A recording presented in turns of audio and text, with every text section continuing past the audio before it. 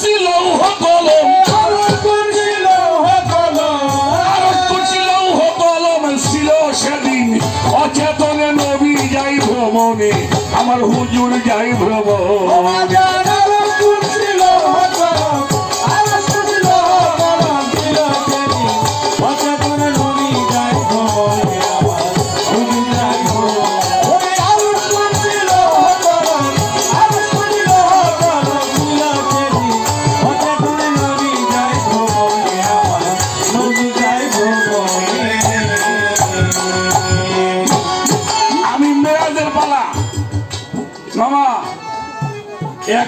শেষ করে তোমার প্রশ্ন কইতে পাবে না এটাও পারি আবার 2 রাত ধরে তোমার শুনে বের করো ইনশাআল্লাহ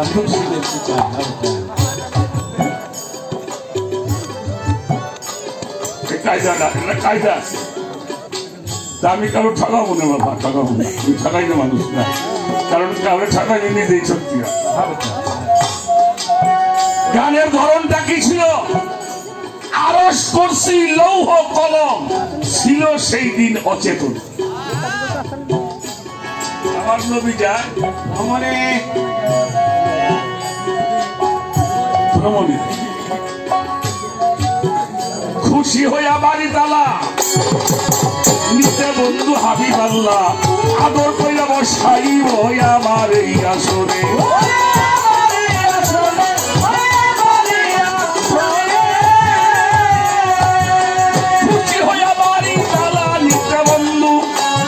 হাবিব আল্লাহ আদর কইরা বসাইব আমার এই আসরে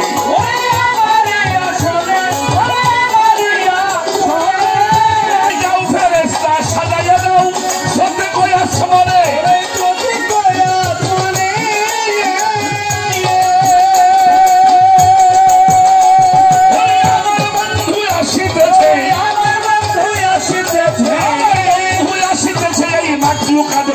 দর্শনে নবী যাই ভ্রমণে আমার হুজুর যাই ভ্রমণ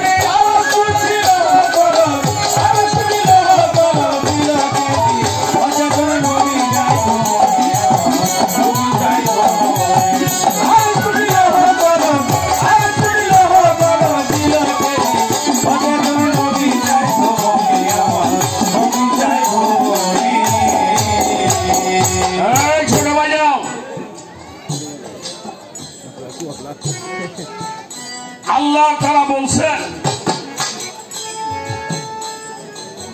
হ্যাঁ ফেরেশতাগণ সবকিছু সাজিয়ে দাও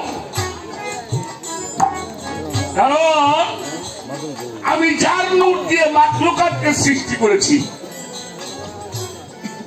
আরশ করছি লৌহ কলম যা সৃষ্টি করেছি আমার বন্ধু আজকে ইন্সপেক্টর হয়ে ইন্সপেকশন করবার জন্য আসতেছে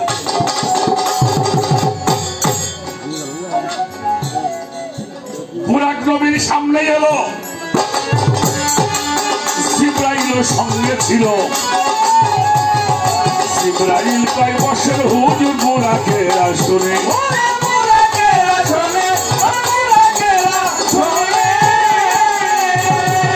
বুরাক নবীর সামনে এলো জিবরাইল সঙ্গে ছিল এবার জিবরাইল কয় বসেন হুজুর বুরাকের আসনে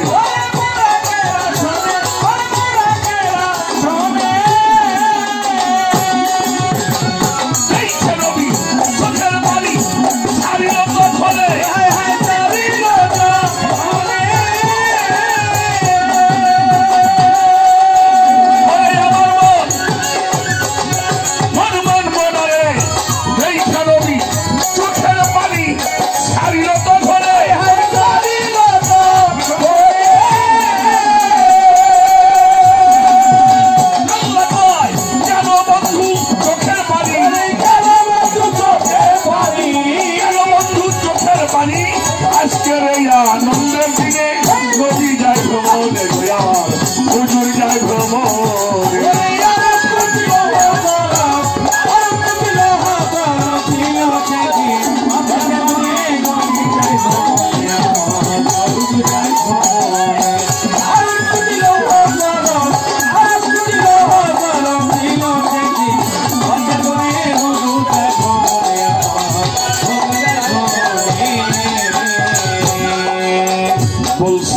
হাবিব আল্লাহ উম্মত আমার গলার মালা উম্মতকে দিবেনি তুমি বলো নিঃসবরে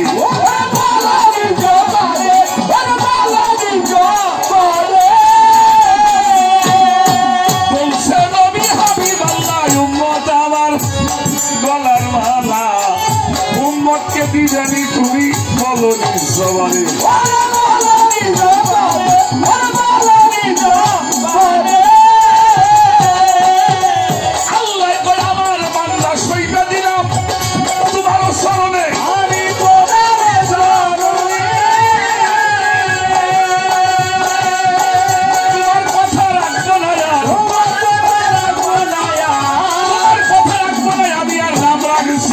নামের শোনে নবী যায় ভ্রমণে আমার হুজুর যায় ভ্রমণে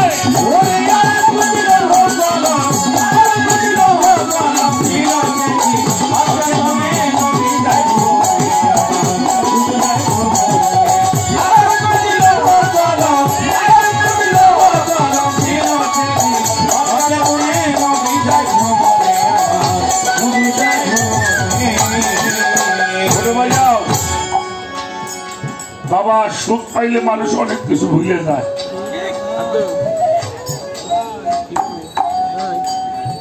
সময়ে সকলই সখা অসময়ে কেউ দেয় না নবীজির সামনে বুড়া কাটছে নিবার জন্যে আর নবী চোখের পানি ছেড়ে দিয়েছে আল্লাহ কইতেছে বন্ধু আজকে খুশির দিন আজকে তোমার চোখের মধ্যে পানি কেন বলে তুমি তো আমার ভালোবাসতো আজকে তোমার সাথে আমার মিলন হবে আর আমি যদি মিলন হয়ে তোমার পায়ে যদি আমার উম্মতকে ভুলে যাই তাহলে আমার উম্মতের কি করতে হবে আমার উম্মতের জন্য আমার চোখে পানি আমার আল্লাহ কয় বন্ধু রে বন্ধু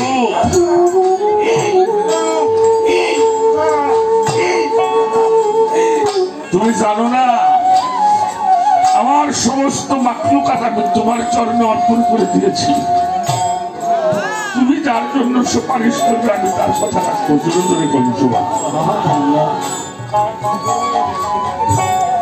তাই বলছে নবী হাবিব আল্লাহ উম্মত আমার গলার মালা আমার উম্মতকে দিবেনি তুমি বলো নিঃসমানে আল্লাহ কয় আমার বান্দা সইপে দিলাম তোমার ওই চরণে আমি তোমার কথা রাখবো না নাম রাখছি কার নামের সাথে আমার আল্লাহ কারো সাথে নামটা আদম শফিউল্লাহ কি আদম কি দাউদ খলিফাতুল্লাহ মুসা কালাম ইসমাইল জবিউল্লাহ ইব্রাহিম খলিলুল্লাহ ঈসা রূহুল্লাহ আর মুহাম্মাদুর রাসূলুল্লাহ সকলে আমি তো বন্ধু আর কারোর সাথে আমার নামটা মিশিয়ে রাখি রে তোমার সাথে আমার নামটা মিশিয়ে রাখছি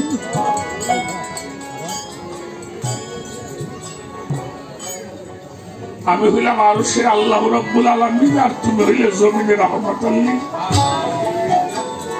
আমি আসমানের নবী আসমানের আল্লাহ তুমি আসমানের নবী আমি আরশ করছি লৌহ কলমে আল্লাহ তুমি আরশ করছি লৌহ কলমে আমি 1,24,000 পয়গম্বরের আল্লাহ তুমি 1,24,000 পয়গম্বরের সর্দার আমি 18,000 মাখলুকাতের আল্লাহ তুমি 18,000 মাখলুকাতের নবী সুবহানাল্লাহ ঠিক কিনা সেই নবী আমাকে বলতো তাই না সেই নবী আমাকে বলতো না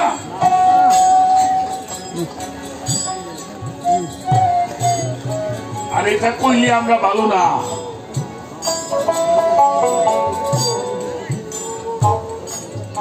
আসেন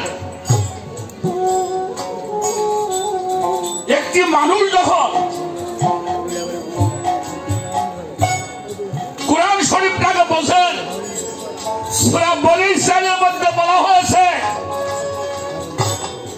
আকিমুস সালাতা লিদুলুকি শাম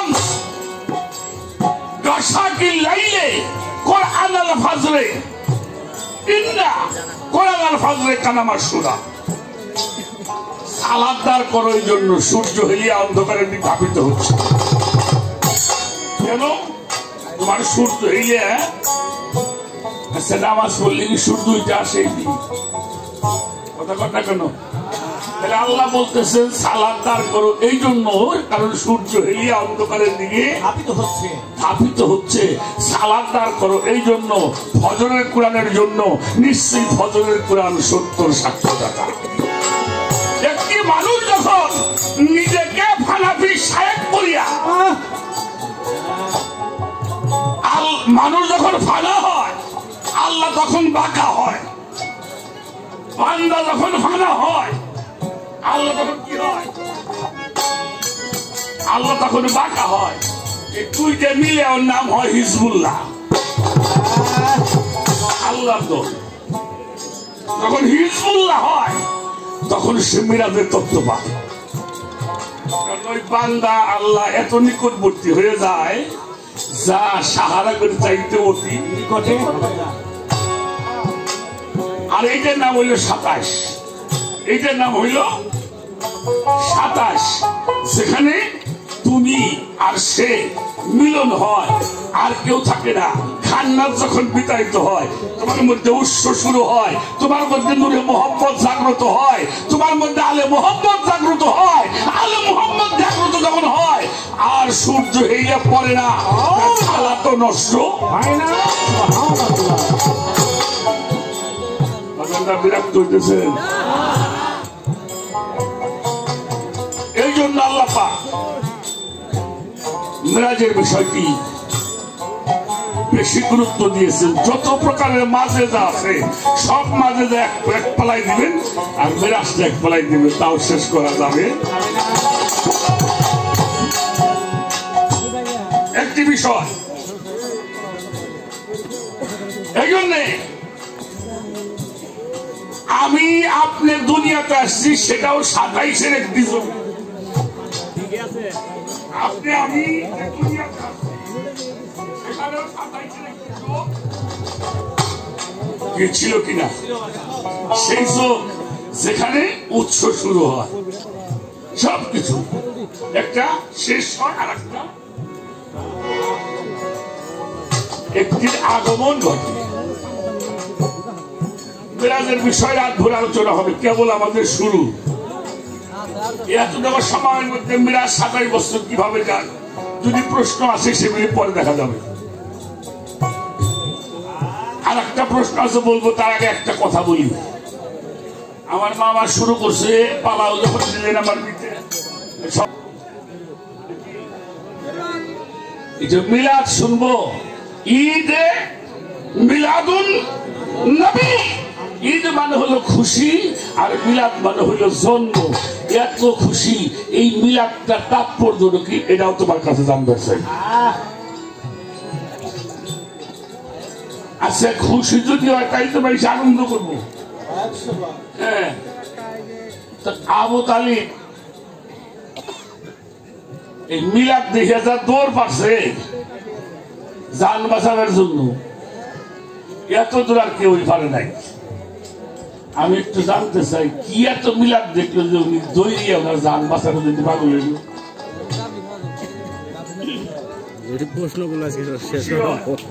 সবাই নিয়ে খুশি মনে কি এমন মিলাদ? আর এই মিলাদটা কি? জন্মটা আপনার হয়েছে, আমার হয়েছে না? তাহলে এই ঈদে মিলাদুন নবী এর তাৎপর্যটা, এই মিলাদটা জন্ম কিসের জন্ম, এই জন্ম কিভাবে হয়েছিল, এই জন্মের তাৎপর্য কি, এইটা একটু আপনি দয়া করে আসলে আল্লাহুম্মা সাল্লি আলা সাইয়্যিদিনা, ওটা কিন্তু মিলাদ না, এটা দরুদ। মিলাদ আর দরুদ কিন্তু এক না, এটা আপনি বোঝাবেন। মামা আপনি তো গল্প কইছেন, আমার তো একটা গল্প মনে হয়েছে।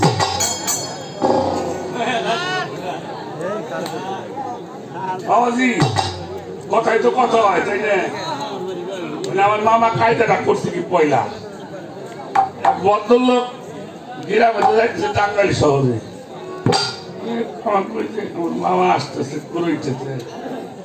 টাঙ্গাই লাগতেছে।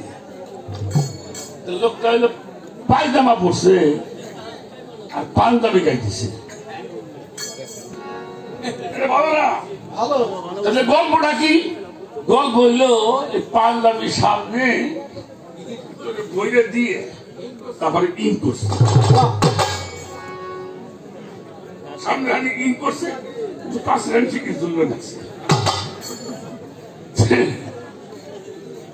জিজ্ঞেস করে কই যাও? টাঙ্গাইলটা ঘুরে আসি। টাঙ্গাইলটা ঘুরতে চাও, তুমি পায়জামা পরছাও, পাঞ্জাবি গাইতে চাও, তো সামনে আমি বুঝছাও কে? সামনে পাঞ্জাবি সিরা তো সিরা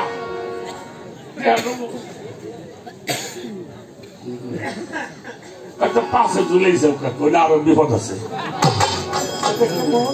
এটা আবার পাশে পায়জামা সিরা।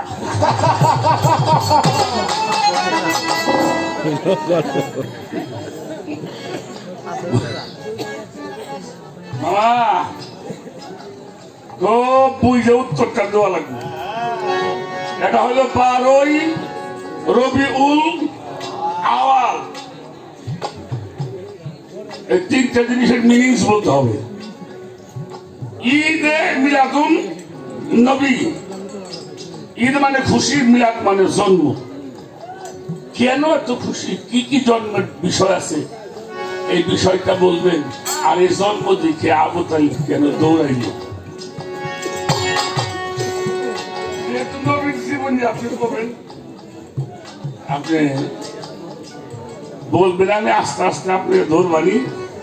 পয়লা বার বেশি দিলাম না, এক মনে সাফা থাকেন বেটা।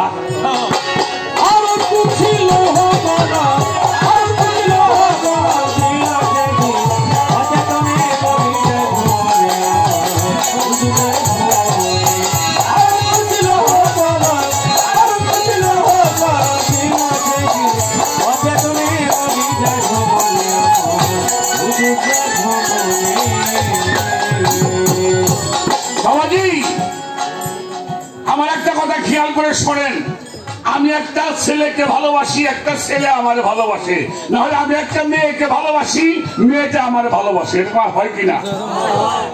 আচ্ছা, কিন্তু আমি ভালোবাসি মেয়েটাকে, মেয়েটাও ভালোবাসে আমাকে, কিন্তু কেউ কাউকে কই না তোমার আমি ভালো। হঠাৎ করে আমি মেয়েটাকে বললাম, ফরিদা আমি তোমার ভালোবাসি। আচ্ছা, আমি যখন বললাম আমি তোমাকে ভালোবাসি, আমি আশেক না আমি মাসেক? কোনটা? আমি কি হইলাম?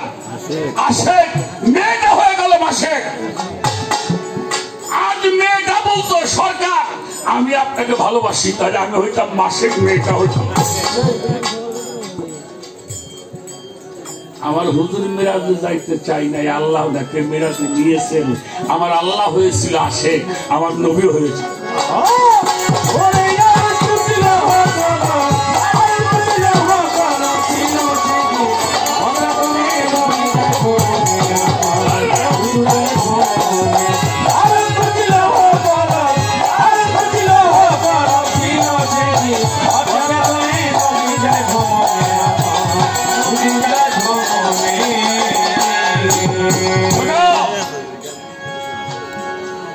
একজনের সাথে আল্লাহ দোস্ত পাচ্ছে, সে হইল খলিলুল্লাহ। খলিলুল্লাহ কি? ইব্রাহিম। সে আল্লাহর বন্ধু হয়েছে কি দিয়ে? ইব্রাহিম খলিলুল্লাহ যা ছিল সবকিছু আল্লাহ নিয়ে তারপরে বন্ধু বানাইছে, ঠিক না? ইব্রাহিম খলিলুল্লাহ যা ছিল সব আমার নবীজিরে দিছে, লাস্ট আল্লাহরে দিছে। এরপরে হয় না একটা মাত্র সন্তান, জবাই করো আমার নামে। বাবাজি এমন পাগলি হয়েছিল একটা বৃদ্ধ মানুষ, একটা মাত্র সন্তান, এই সাওয়ালের গলায় ছুরি চালাইতেছে। কেমন পাগল হইলে, কেমন পাগল হইলে একটা মানুষ আর বাচ্চার গলায় ছুরি চালাইতে।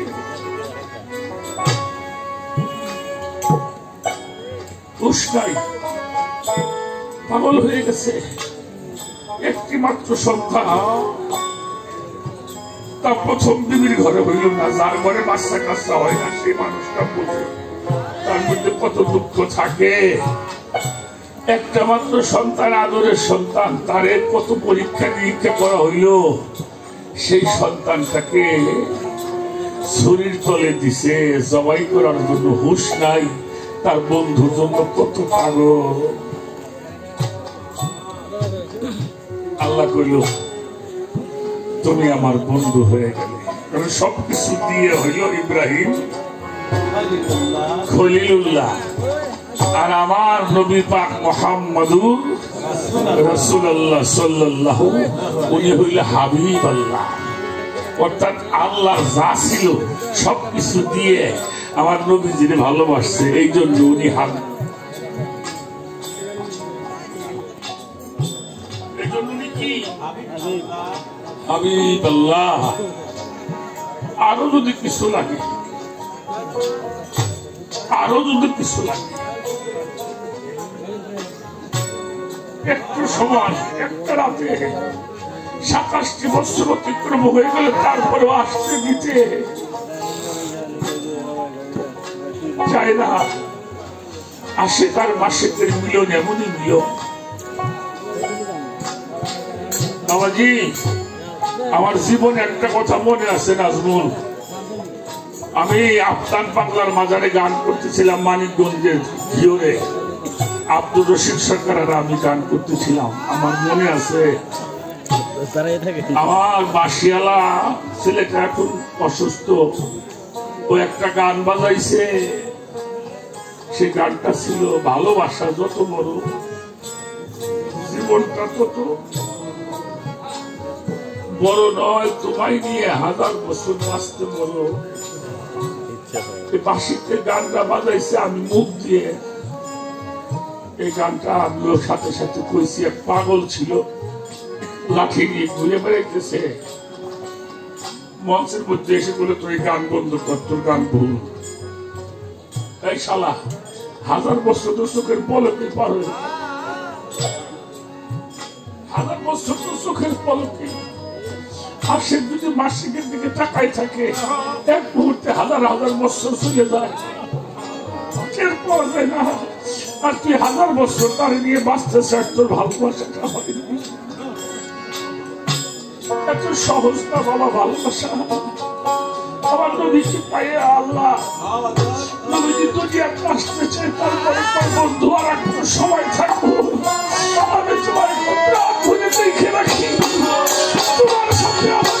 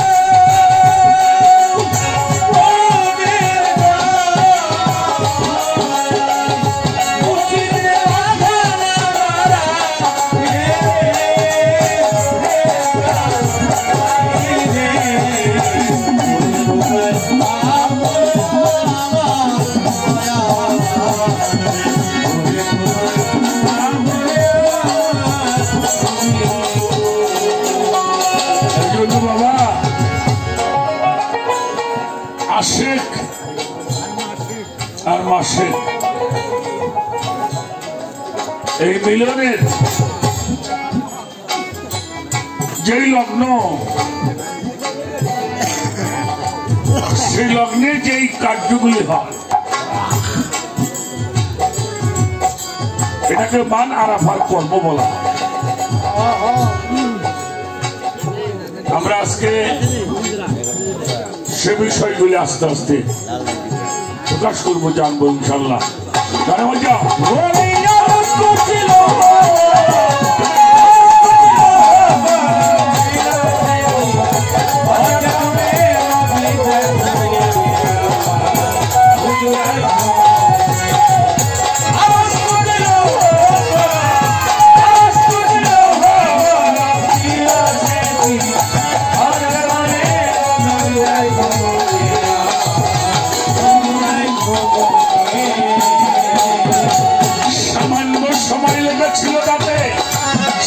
বছর চলিয়া গেল বুঝতে পারবি মেরাজের